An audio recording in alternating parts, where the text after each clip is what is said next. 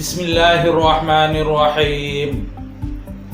Assalamualaikum warahmatullahi wabarakatuh. Alhamdulillahi rabbil alamin.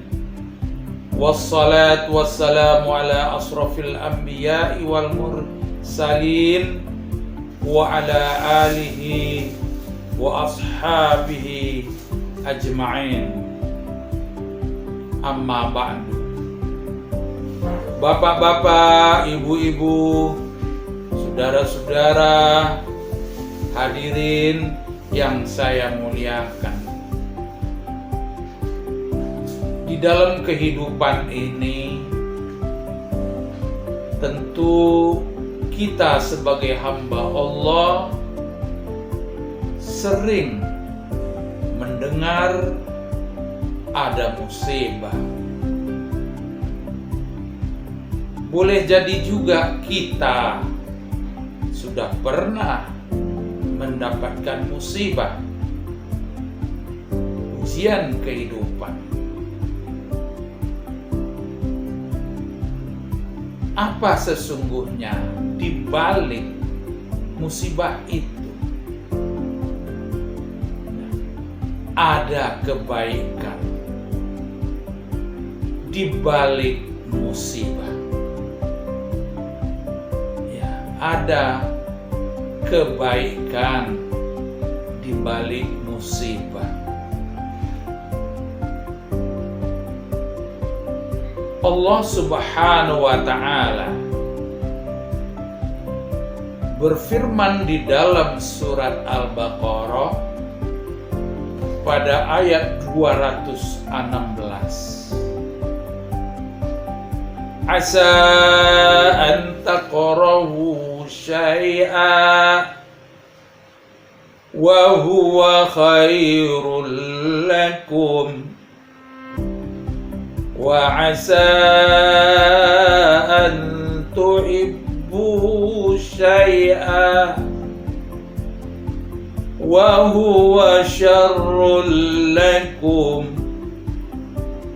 wallahu ya'lamu wa antum la ta'lamun.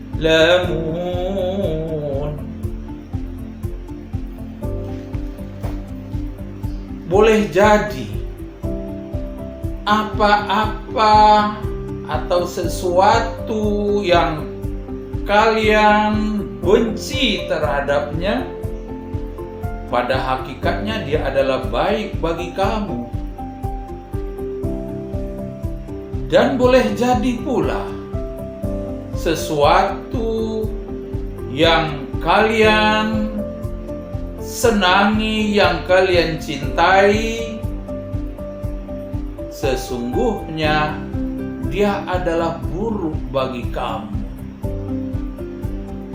Dan Allah mengetahui, sedangkan kamu tidak mengetahui. Apa contohnya?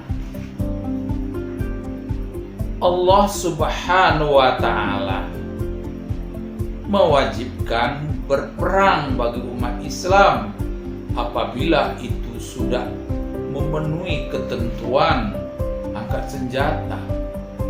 Nah, terkait dengan ayat ini, banyak orang yang tentu saja tidak senang adanya peperangan.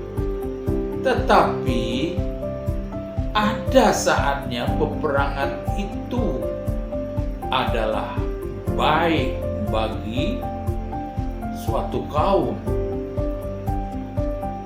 Allah mengetahui, sedangkan kita tidak mengetahui hakikatnya. Di dalam kehidupan, seseorang senang dengan merokok, ya. Wa asa an tuhibbuna syai'an, boleh jadi kalian senang terhadap sesuatu, contohnya merokok tadi. padahal itu buruk bagi kamu. Kenapa? Karena orang perokok itu akan mudah kena penyakit paru-paru, akan mudah kena kanker paru-paru. Ya. Allah mengetahui itu semua, sementara manusia tidak tahu. Nah, dalam kesempatan mari kita ikuti sebuah kisah. Ada sebuah kerajaan, ya, di mana kerajaan itu rajanya setiap pekan, setiap Jumat sore itu dia senang pergi berburu. Raja ini mempunyai pengawal yang setia. Pada suatu hari, raja berteriak, "Wahai pengawal, tangan saya luka, hampir putus nih jari saya."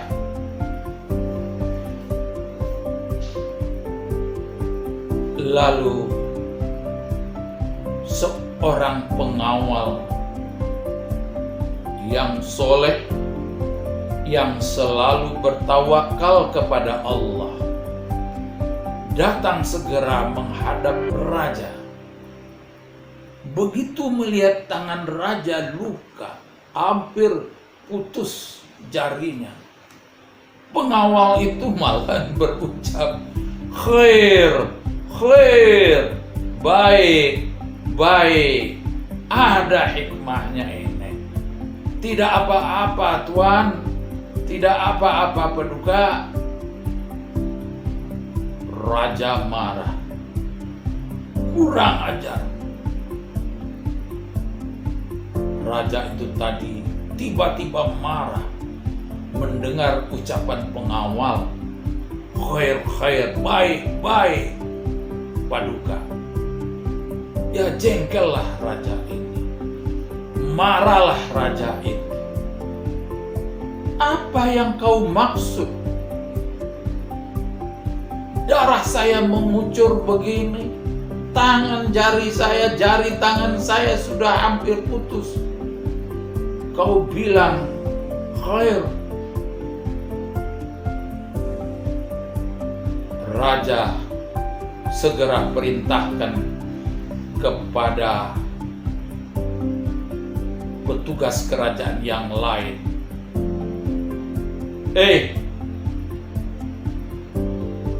tangkap ini pengawalku ini, lalu penjarakan saja."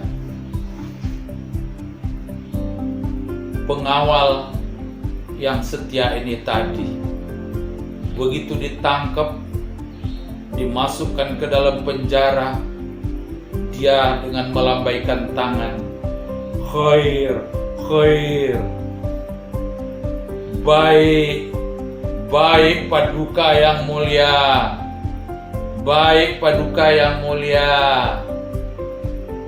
Insya Allah selalu ada hikmah di balik kejadian ini."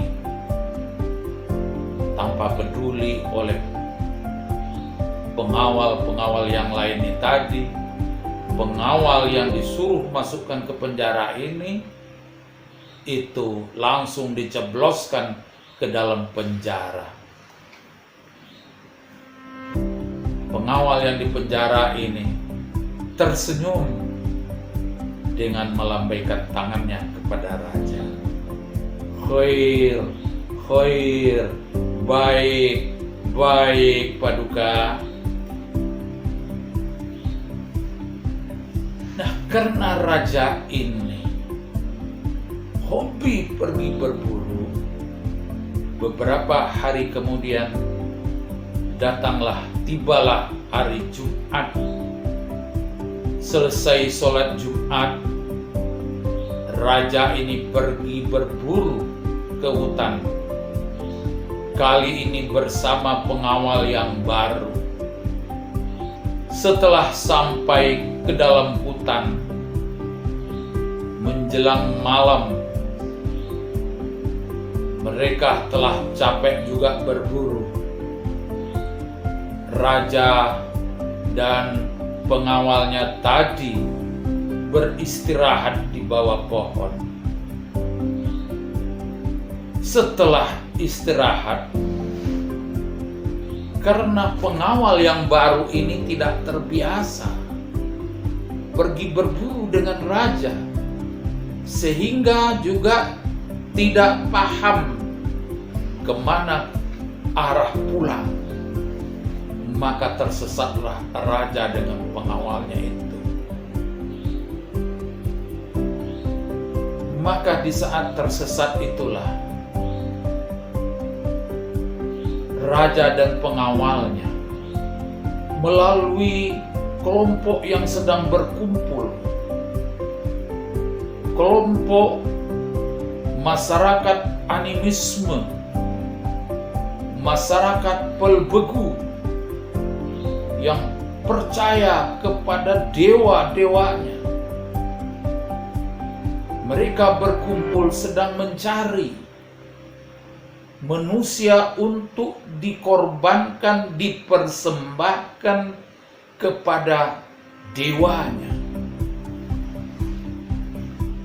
Melihat ada raja, orangnya tampan, gagah, maka mereka mengatakan, ini manusia yang sangat baik untuk dipersembahkan kepada dewa kita. Maka raja ditangkap, raja dikerangkeng. Satu malam raja itu berada dalam kerangkengnya itu, dalam kurungan. Karena apa? Karena besok akan disembelih untuk dipersembahkan kepada dewa mereka. Begitu pagi tiba, ritual penyembelihan segera akan dilaksanakan. Pemuka adat, kepala suku dari masyarakat animisme itu memeriksa calon yang akan dikorbankan, dipersembahkan itu. Begitu kepala adat memeriksa raja itu tadi yang akan dikorbankan itu, yaitu raja, kepala suku ini melihat, wah, ini manusia tidak bisa dijadikan korban karena dia cacat. Tuh, tangannya tidak sempurna, luka. Kita tidak dapat menjadikannya sebagai korban untuk dewa kita. Dilihat kepada pengawalnya, wah, tidak layak karena ini juga tidak sempurna. Maka dalam keadaan yang demikian itu, ya sudah, ini bebaskan saja ini makhluk ini, manusia berdua ini, orang berdua ini, lepaskan, kita cari penggantinya yang lebih sempurna, yang tidak cacat, untuk dipersembahkan kepada dewa kita. Raja dan pengawalnya sudah merasa tenang dan berpikir kemana arah jalan pulang ke istana. Oh, mereka sadar karena matahari pun telah terang dan mereka dapat menuju pulang ke istana. Nah, sesampai raja di di istana. Raja bertitah, "Wahai Dubalang, wahai pengawal-pengawal kerajaan, kesini kalian semua. Mantan pengawal saya yang saya penjarakan itu, tolong dilepaskan. Bawa segera menghadap kepada saya." "Baik Paduka, baik tuanku," kata pengawal-pengawal kerajaan itu. Setelah pengawal yang tadinya di penjara sampai di hadapan raja, lalu raja bercerita pengalaman dia bahwa dia dengan pengawal barunya ditangkap oleh sekelompok orang untuk dijadikan korban. Saya ingin bertanya kembali kepada engkau. Waktu aku luka dulu, kamu mengatakan kepadaku bahwa baik-baik tuanku, khair. Begitu pula waktu engkau saya perintahkan untuk dipenjara, kau juga bilang baik-baik, khair. Jadi apa hikmahnya dengan ucapan engkau itu, wahai pengawal yang selama ini setia bersamaku? Pengawal itu berkata, "Tuanku, Paduka Raja yang saya muliakan, selama ini saya selalu beserta Paduka pergi berburu. Kemana saja Paduka pergi, pasti saya bersama Paduka. Kalau saja saya tidak masuk penjara, sudah pasti saya ikut ke hutan berburu bersama Paduka kemarin itu. Sudah dapat dipastikan, begitu mereka melihat Paduka cacat, tangan luka, lalu tidak jadi disembelih untuk korban dewa mereka, maka mereka akan berpaling kepada saya, karena postur tubuh saya dengan Paduka tidak jauh beda. Sementara saya sampai saat ini tidak ada cacat. Saya sudah dapat memastikan kalau saya yang ikut dengan Paduka Tuan Raja, pastilah aku disembelih. Jadi aku akan menjadi pengganti Tuan Raja untuk dipersembahkan kepada dewa mereka. Jadi di balik hikmahnya, Tuan Paduka terluka, gak jadi disembelih oleh masyarakat animisme itu. Saya di penjara, alhamdulillah, tidak menjadi pengganti Tuan Paduka Raja untuk disembelih oleh mereka. Jadi di balik suatu musibah itu ada hikmah yang kita tidak tahu. Nabi Musa waktu berjalan mencari pelajaran, bertemu dengan Nabi Khidir, maka yang pertama yang dia tanya kepada Nabi Khidir, sewaktu Nabi Khidir melubangi perahu, maka Nabi Musa kan bertanya, alangkah tidak baiknya, alangkah tidak layaknya, mengapa ini perahu dilubangi kan menzolimi pemiliknya. Dalam jawaban berikutnya, Nabi Khidir dalam kisah surat Al-Kahfi itu menjelaskan, karena dengan aku melobangi perahu ini, raja yang ingin merampas perahu-perahu untuk sebuah kepentingan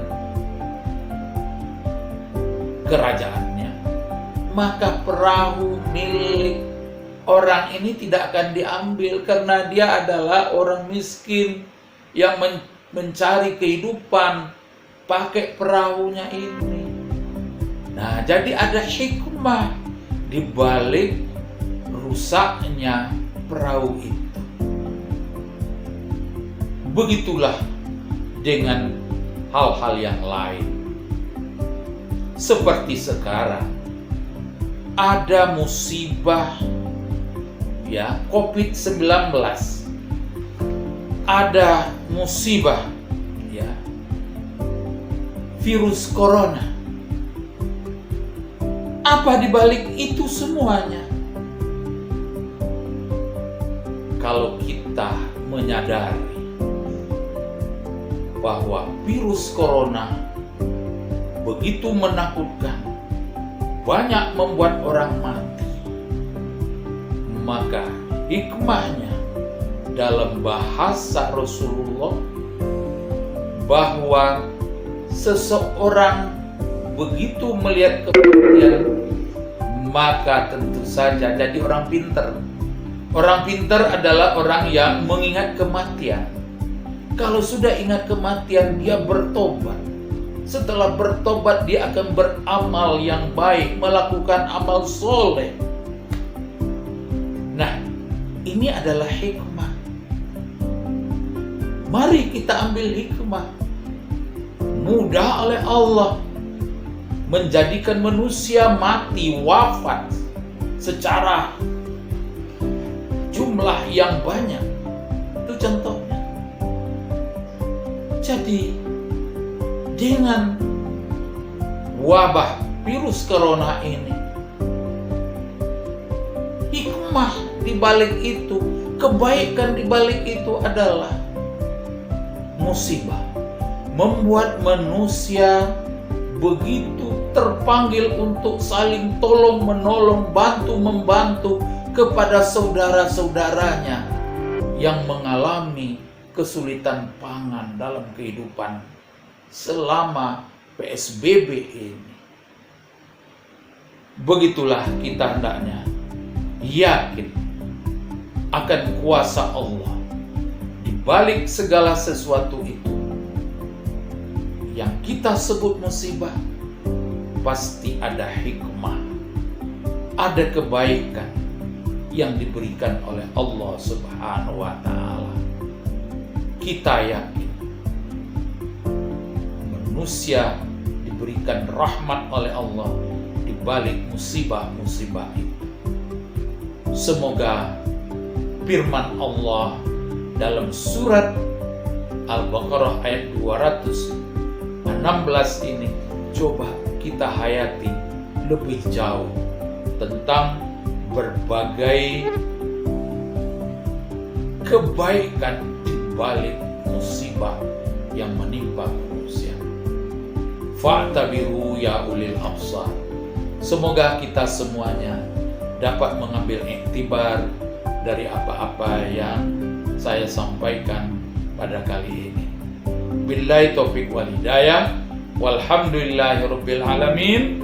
Wassalamualaikum warahmatullahi wabarakatuh.